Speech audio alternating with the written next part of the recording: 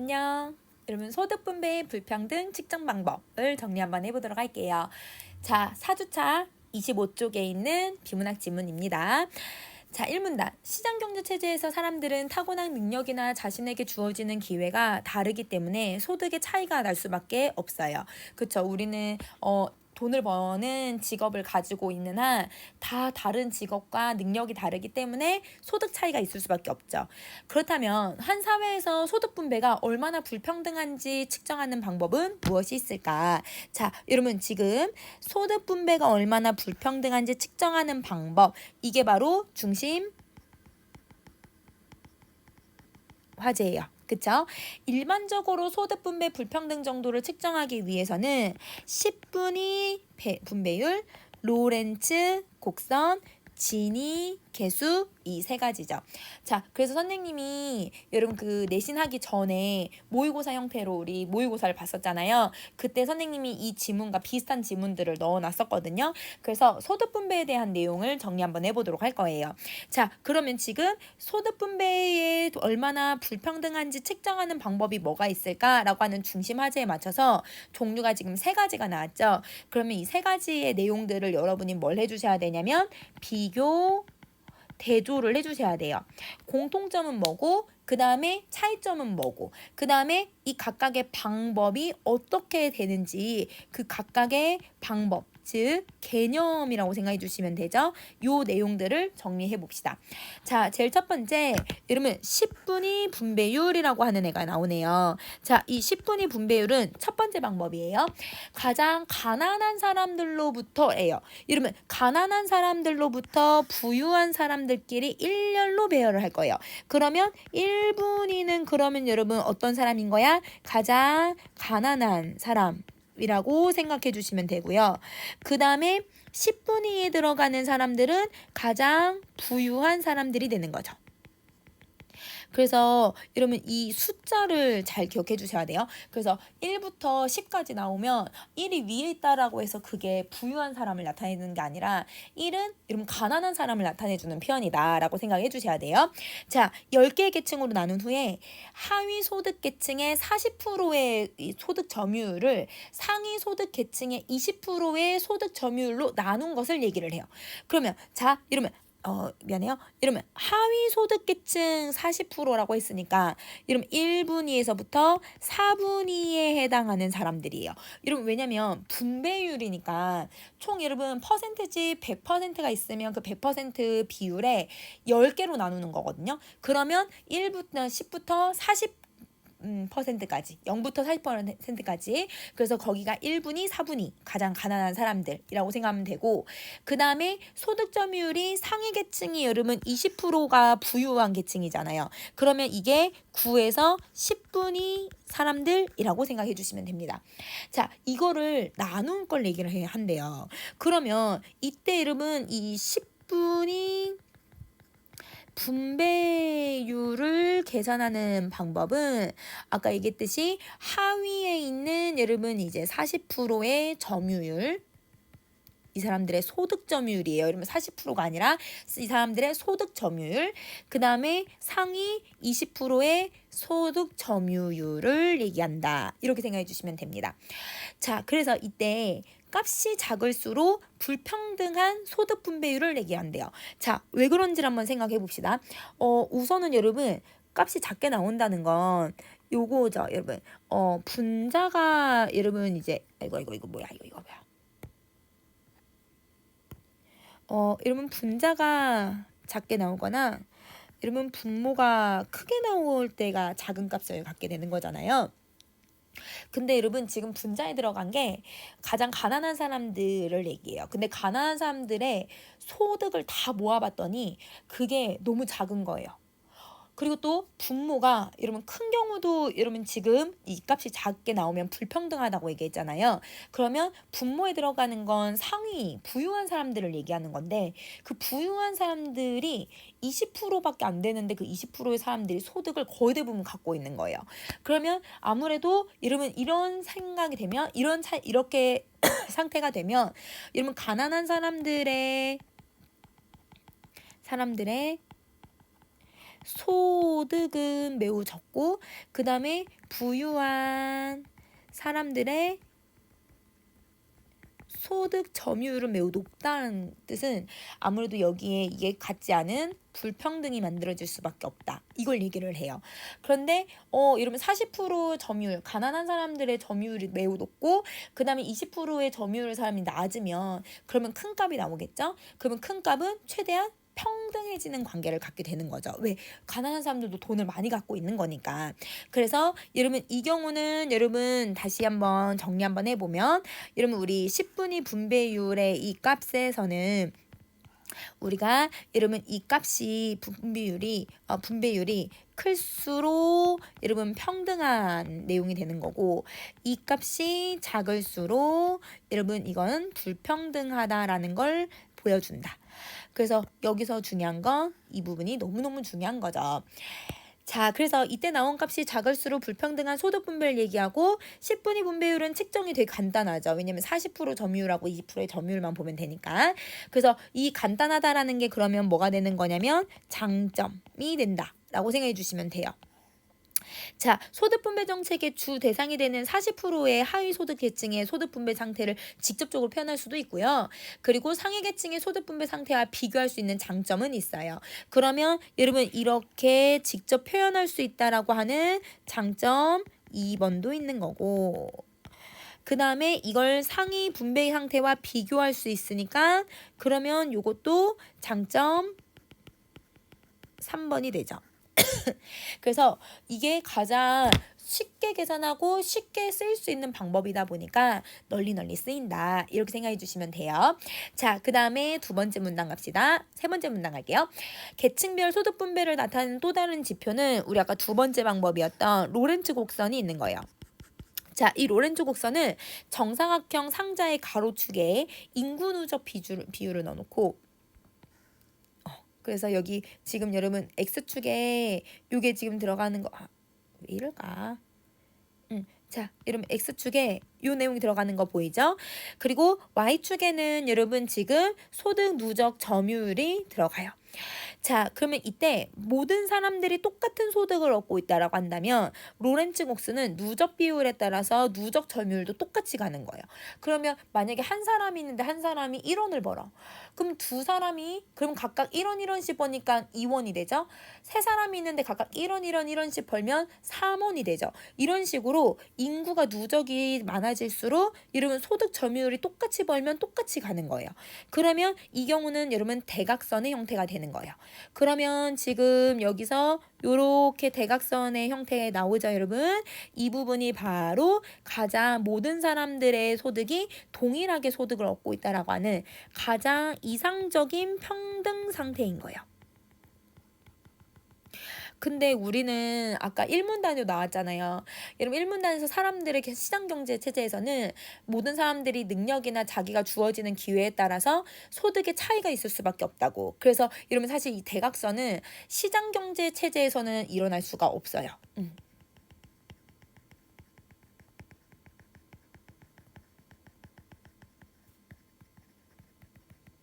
왜냐면 소득과 여러분 이 기회, 그 다음에 여러분 주어진 능력이 다 다르기 때문이다.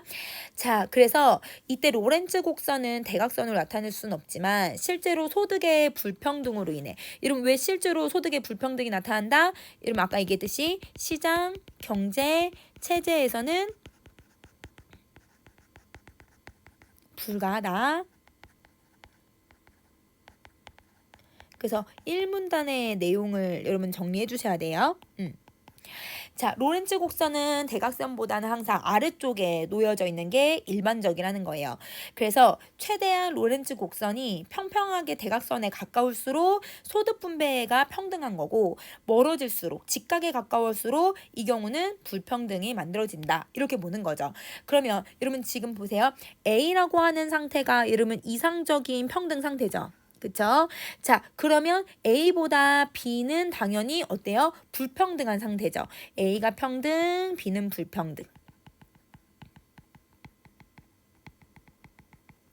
그러면 만약 선생님이 여기에다가 요렇게 여러분 곡선을 하나 더 만든다고 하면 이거를 여러분 C라고 해볼게요. 그러면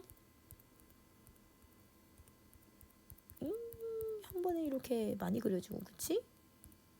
자, 그럼 다시 C라고 한다면 그러면 우리가 정리했을 때 A는 가장 평등하고 B보다 C가 훨씬 더 이러면 상대적으로 평등하고 C가 제일 불평등하다. 이렇게 여러분 생각해 주시면 되는 거죠.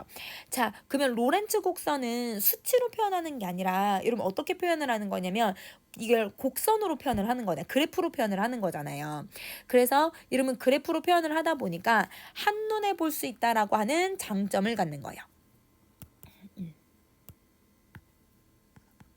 로렌츠 곡선의 장점. 자, 예를 들어서 우리나라 로렌츠 곡선이 미국의 그것보다 더 대각선에 가깝게 나타나면 우리나라 소득 분배가 미국보다 평등하다는 얘기인데, 그러나 여러 나라를 비교할 때는 나라 수만큼 곡선을 그려야 봐야 되기 때문에 이런 부분은 아무래도 단점이 있을 수밖에 없죠.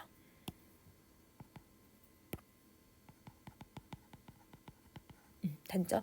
왜냐면 여러분 우리 10분위 분배율은 각 나라마다 수치로 계산을 해가지고 수치로 표현하면 되거든요. 그러면 다른 나라랑 비교할 때 훨씬 더 수월할 거예요.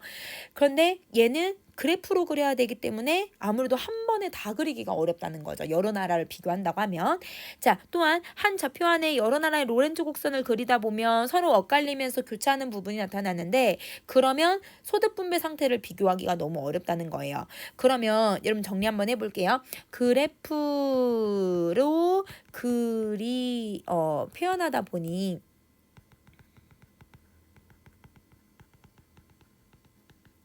단점이 존재하죠.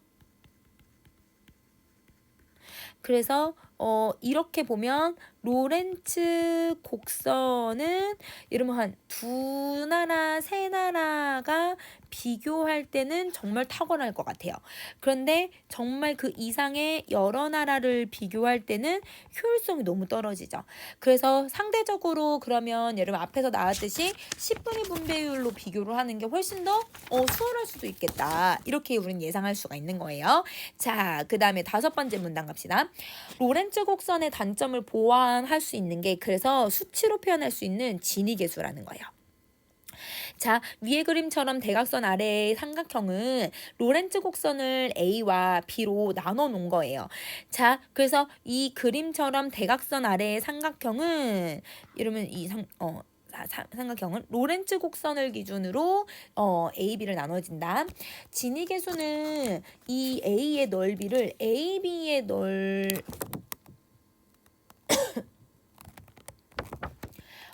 이러면 그 그림처럼 진위계수는 그래프를 A와 B로 로렌츠 곡선을 A, B로 나눌 건데, 그래서 아까 여러분 그림 선생님 다시 한번 옆에다가 그려줄게요.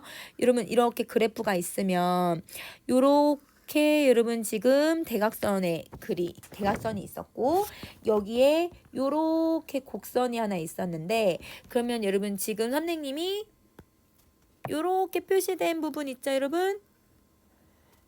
요 부분을 우리 이제 A라고 한번 해볼게요. 자, 그 다음에 여기에 선생님이 요렇게 노란색으로 표시되는 부분 있죠? 이 부분을 우리는 B라고 한번 표시해 볼게요. 자, 그러면 이렇게 A, B를 합한 넓이로 나눈 값이래요. 그러면 여러분 진위계수를 계산하기 위해서는 A의 넓이를 이러면 지금 A, B의 넓이의 합 이렇게 보는 거네요. 그쵸? 자, 그러면 여러분 쉽게 말하면 얘는 요거를 얘기하는 거고, 이 A가 요 부분이었고 얘는 요 부분을 얘기했으니까, 즉 여러분 이 삼각형의 넓이를 나눠주면 된다라고 보는 거죠.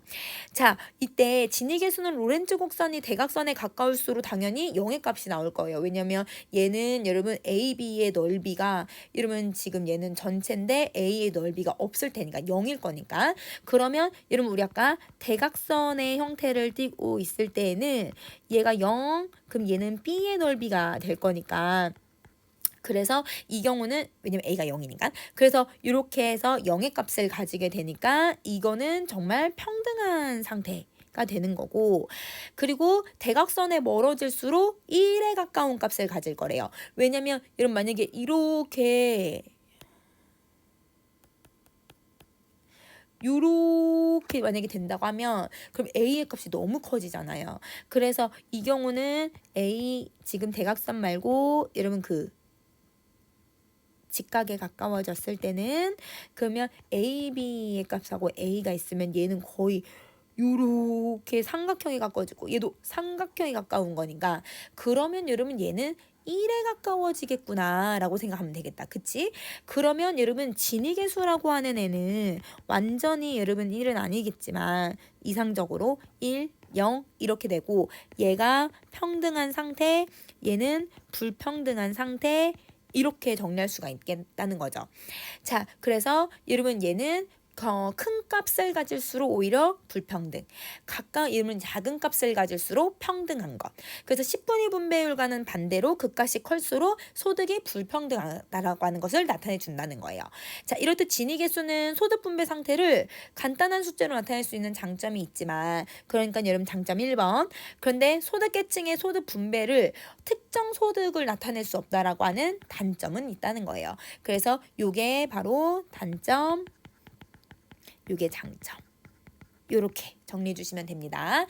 자, 그러면 여러분 우리 선생님이 이제 우리 문제에 있었던 내용이었었거든요. 그래서 요거 한번 살펴보면 그러면 여러분 우리가 이거 같은 경우는 지금 인구 누적 비율에 따라서 소득 점유율을 봤을 때 지금 진위계수로 봐도 되고 아니면 여러분 로렌츠 곡선으로 봐도 될 것 같아. 그럼 로렌츠 곡선으로만 보더라도 지금 여러분 이 각국이 훨씬 더 여러분 대각선에 가깝잖아요. 각국이 대각선에 가깝다. 그러면 여러분 각국이 훨씬 더 어떻다? 평등한 상태다. 이렇게 정리해주면 되고 그 다음에 여러분 진위계수로 만약에 계산한다고 하면 진위계수가 이 누구가 각국이 어디에 가깝다? 0에 가까울 거다. 그럼 0에 가까우니까 비국보다 훨씬 더 평등한 상태. 반대로 생각해보자. 여러분 을국 같은 경우는 여러분 훨씬 더 이제 직각 쪽에 더 가깝기 때문에 그러면 여러분 1에 가까워지는 숫자가 나올 거고 진위계수가. 그리고 로렌츠 곡선도 더 곡선이 생겼기 때문에 불평등한 상태다. 그러면 이 내용들만 봐도 우리가 불평등을 비교할 수가 있는데 이 불평등을 비교하면 A가 B보다 훨씬 더 불평등이 덜하다. 그러니까 불평등은 A, B가 더 심하다. 이렇게 내용 정리할 수 있는 거죠. 자, 그러면 여러분 이렇게 모의고사 문제에서는 로렌츠 곡선하고 진위계수를 비교하는 문제가 나왔는데 지금 10분위가 나오진 않았잖아요. 그래서 선생님이 10분위와 관련된 문제를 한번 만들어 봤거든요. 자, 요거는 선생님이 여러분 교재에 넣어놓진 않았는데 한번 정리하면서 같이 한번 봐볼게요. 우선은 여러분 이게 이제 만약에 A국이라고 하고 이걸 B국이라고 한다면 이 A국하고 B국 중에 누가 더 불평등한지를 볼 거예요. 자, 인구 누적 비율이죠. 근데 여러분 인구 누적 비율은 아까 얘들아 어떤 순서로 나온다고 했었지? 10분위는 가난한 순서에서부터 부유한 순서라고 했으니까 여러분 여기가 가난한 사람들의 순서고 여기가 부유한 사람들의 이런 퍼센트지예요. 그러면 아까 여러분 가난한 사람들은 여러분 40%에 해당하는 사람들을 찾기로 했었죠. 부유한 사람들은 20%에서 9분위, 10분위 이 사람들을 찾기로 했었으니까 그러면 여러분 정리 한번 해보면 여기서 여러분 40%가 여기까지가 가난한 사람. 그러면 부유한 사람들은 여러분 20%니까 어디서부터 어디까지가 돼야 될까? 그치, 여러분 80에서 100까지가 바로 부유한 사람들이 되는 거예요. 자, 그럼 이때 여러분 이 숫자만 적용하면 안 되고 어떻게 해야 된다고 했었냐면 여러분 소득 점유율을 가지고 있어야 된다고 했죠. 여러분 소득 점유율이라는 게 누적 비율인 거예요. 그러면 소득 점유율이라는 게 바로 누적 비율을 얘기하고 있는 거니까 그러면 여러분 만약에 우리 10분위 분배율을 만약에 얘는 정리 한번 한다면 여러분 위에 40%가 바로 어디까지? 25%까지 이렇게 들어가죠. 그래서 여기가 25% 소득점유율.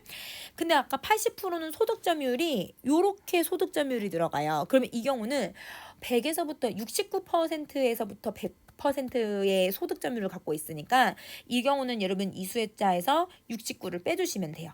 그러면 전체 소득의 31%가 상위 20%의 사람들이 다 가지고 있다라는 뜻이에요.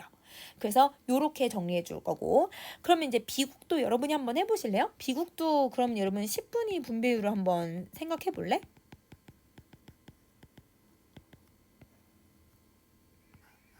그치, 이 40%, 그 다음에 20%로 본다면, 그러면 소득 점유율이 지금 비국 같은 경우는 이러면 이제 40%의 얘들아 가난한, 이러면 이제 순위에 1분위부터 4분위의 사람들은 30%까지, 그 다음에 여기는 69. 그러면 요렇게 31%에 30이 되죠. 그러면 여러분 지금 누가 훨씬 더 큰 값을 갖고 있는 거가요? 분모는 동일하니까 여러분 분자가 여러분 지금 비국이 훨씬 더 크죠. 그러면 여러분 우리 10분위 같은 경우는 큰 값이 나올수록 뭐하다고 했지? 상대적으로 평등하고. 그렇지. 그럼 A국은 불평등하구나. 이렇게 생각해 주시면 돼요. 그러면 여기서의 포인트는 여기 위에 있는 수가 가난한 거, 아래에 있는 숫자는 부유한 거. 이렇게 여러분 소득 점유율에 대한 개념을 알고 있어야 여러분 이 소득 불평등에 대한 내용 10분위도 찾아낼 수 있을 것 같다. 그러면 이렇게 내용 정리해 주시면 될 것 같아요. 여러분 구분하는 방법, 계산하는 방법 잘 기억해 주시면 좋을 것 같아요. 자, 그러면 여기까지 할게요. 안녕.